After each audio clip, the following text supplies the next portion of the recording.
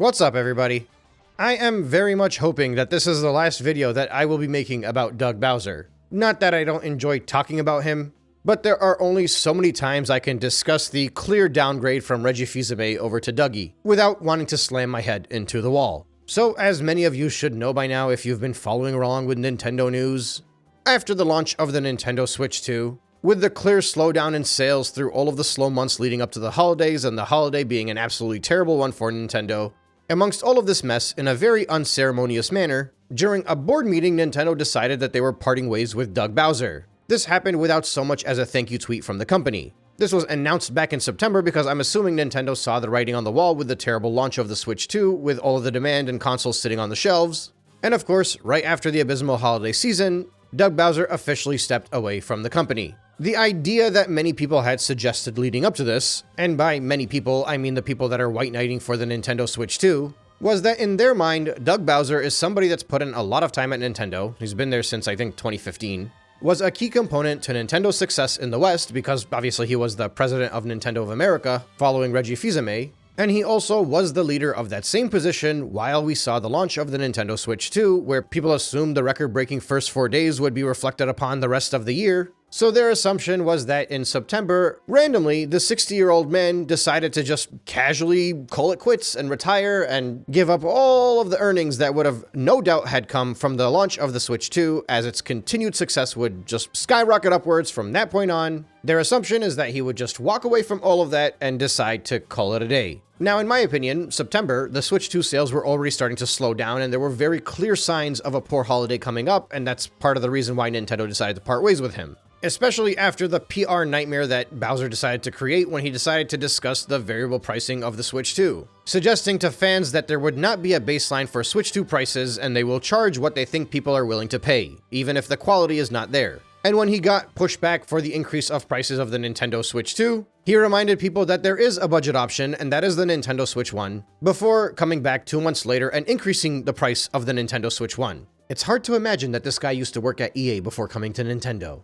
Now, technically, I could give Doug Bowser the benefit of the doubt, but I'm not going to because he's a CEO of a very greedy corporation, and he's moving on to a leadership position at another very greedy corporation in Hasbro. But I could give him the benefit of the doubt and say that maybe he's the one who decided to step away from Nintendo instead of them getting rid of him. Perhaps Nintendo of America actually has no control on all of this. And maybe he's the one that sees the writing on the wall for the Nintendo Switch 2 and saw how terrible the launch went. Maybe he was like, these guys are nuts, that the fact that they're subsidizing the Japanese cheaper Switch 2 consoles by forcing Americans and everybody else in the West to pay more. Obviously, though, he gets all the blame because he's the president and it's his job to push back. Reggie Fils-Aime famously fought for Wii Sports to be included with the Nintendo Wii because the folks over in Nintendo of Japan did not believe in the concept of giving away a free game. And thanks to Reggie, there's a whole generation of Nintendo fans in their early 20s that hate Reggie and Iwata now because we're complaining about the Switch 2 prices. But for all we know, maybe Doug was actually the good guy in this position. One thing's for certain, somebody had a disagreement and decided that the Switch 2's launch in the West was failing.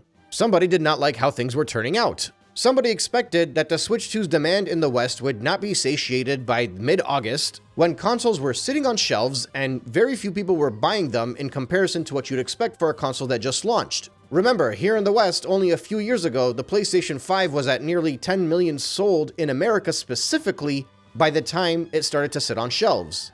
This happened with the Nintendo Switch 2 when it was at a mere 2.5 million in the States, give or take 100,000. So either Doug was like, forget y'all, I am out of here, or they were like, forget Doug, he's gotta go. Now, up until now, my assumption was that Nintendo decided to get rid of Doug. But now, maybe it was Doug that decided to move on. Maybe he realized that Nintendo was on a downwards trend and he milked the company for all that it was worth. He jumped in with the rising momentum of the Nintendo Switch and became the president of the Nintendo of America during a time period where Nintendo was more profitable and made more money than they had ever had in their lifetime, doing so by re-releasing a ton of old games at full price, more expensive than they were on the previous generation console, drip feeding the hell out of every single title that they can release just to make sure they can maximize profits and minimize costs, paid zero attention and zero care to the end user experience, not caring at all about the gamers and strictly focusing on the financial gains of Nintendo. And after it got to the point where the bubble eventually burst and people became wiser about the fact that Nintendo no longer gave a damn about what the game quality was, now it's time for Bowser to move on. He's done the damage, he's made the money. And with the clear signs of the sinking ship that is Nintendo with the launch of the Switch 2, he's decided to jump ship and head over to Hasbro. Yeah, it's either that or, like I said before, Nintendo decided to get rid of him because of the launch of the console in the West. It all depends on what you believe Doug Bowser's actual position is. But quite frankly, I don't really care whose fault it is. I just know that as a Nintendo fan and a Nintendo buyer and someone that's invested a lot of time and money into the company, the whole package failed together. Whether it's Nintendo of Japan, Doug Bowser, whoever. But the reality is, the president takes the blunt of the blame. If you are the president or CEO of a company and it's doing bad, you get the money when it's doing good and you get the blame when it's doing bad. So if they want me to target my complaints towards Bowser, that's exactly where I'm putting it. And likewise, when Nintendo's doing great and everybody's happy with Nintendo, you give the praise to the presidents and the CEO. That's why Iwata and Reggie are loved, because they used to treat us right, focusing on the gamers first. Whether or not it was actually them two making the Nintendo experience good for us, they get the plaudits because of the positions they hold. And likewise, Bowser and Furukawa get all of the criticism now because the Nintendo Switch 2 is terrible.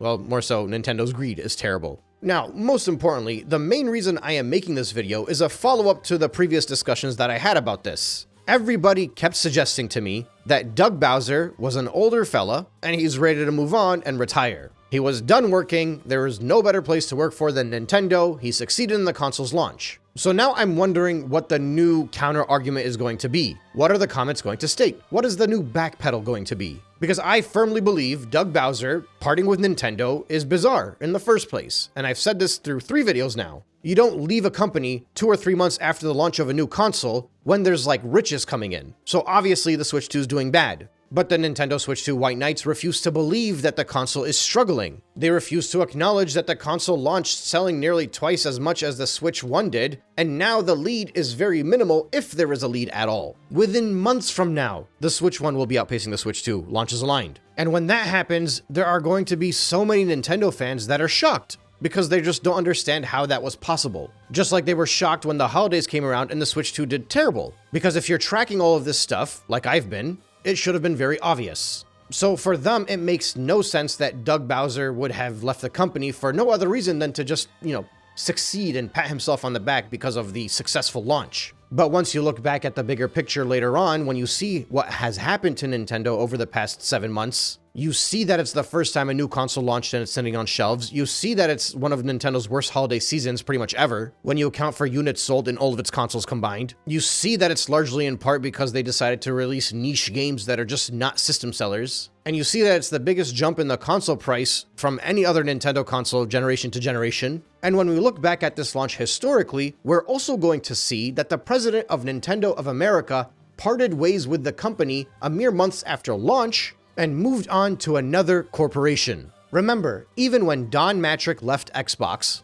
those of you that don't know, Don Mattrick is the guy that led Xbox into the launch of the Xbox One, where he had the famous statement where he said that if you don't have internet and you can't use the Xbox One, that's what we have the Xbox 360 for. That's why everybody's associating Bowser with Don Mattrick now, because he said if you can't afford a Switch 2, go buy a Switch 1. It's the same idea. I don't know how you can repeat the same mistake after that became such an infamous moment in history. But even back then, when Don Mattrick left Xbox, he was praised, he was congratulated, he left the company amicably in the public eye, because you don't just have a meltdown. But we know why Don Mattrick left Xbox. It's because the Xbox One was an absolute fumble, especially its launch. And that's exactly how we are going to look back at Bowser when all of this is said and done. Those that are not believing that right now are in denial. They are absolutely willfully ignoring all of the clear evidence. These are all very obvious signs. But to be fair, there have been so many more clear and obvious signs about the downward trend that Nintendo's heading in, and the reality that the Nintendo Switch 2 has not had a good month since its launch month, maybe arguably July. But even those signs are clearly being ignored by the Nintendo fandom, where they suggest that they rather blame the economy instead of Nintendo's greed and this very evident distaste and backlash that has happened from the Nintendo fandom, because we see the Switch 2 as a failed Nintendo console, and we saw it before the console even launched. We're like, this is not Nintendo. Whether it's because of the prices of the games, the lineup of the games, the prices of the console itself, the bricking of the consoles, and yes, I'm using the word bricking intentionally because we've gotten to the point now where if a Switch 2 is banned, it is effectively useless. Almost every game now requires some kind of day one update. It could be the fact that the Nintendo titles are actually getting worse. Pokemon Legends, it's one of the best-selling games on the Switch too. Actually, it's most likely the best-selling game on the Switch too when you ignore all of the bundles that were purchased. But the terrible, crappy quality of this Nintendo game, remember Nintendo are part owners of Pokemon, and potentially are actually the majority shareholder of Pokemon, because they own a share of Creatures Inc., which has 1/3 of the ownership of Pokemon itself. So let's stop trying to differentiate Pokemon games from Nintendo games. If Pokemon is the reason Nintendo consoles are successful, then we can also criticize Pokemon games as Nintendo titles, especially because Nintendo owns a very significant portion of the company. So if there's a lot of people that are walking away from Nintendo because of how terrible these games look, they're walking away from Nintendo because of how terrible Metroid Prime 4 was. And yes, a lot of them are walking away from Nintendo because they got bored of the repeated gameplay in Donkey Kong Bonanza. Even the best game on the console has its detractors, and those detractors are hardcore Nintendo fans that preferred Mario Odyssey, as well as Donkey Kong 64. And not to mention, Mario Kart World, the best-selling game on the console, is already hated by the majority of the buyers. There are a plethora of reasons why the Nintendo Switch 2 is failing. I still personally think it's the fact that they completely abandoned that they're the budget console. With a low price of entry, you can always paper over the cracks. But all of these reasons put together are the reason why the console is doing this bad. It's been about a year since the console was revealed, and in that time, all of that love, goodwill, and passion that Nintendo fans had towards the company has effectively evaporated, and it is clearly reflected in the online discourse about the company.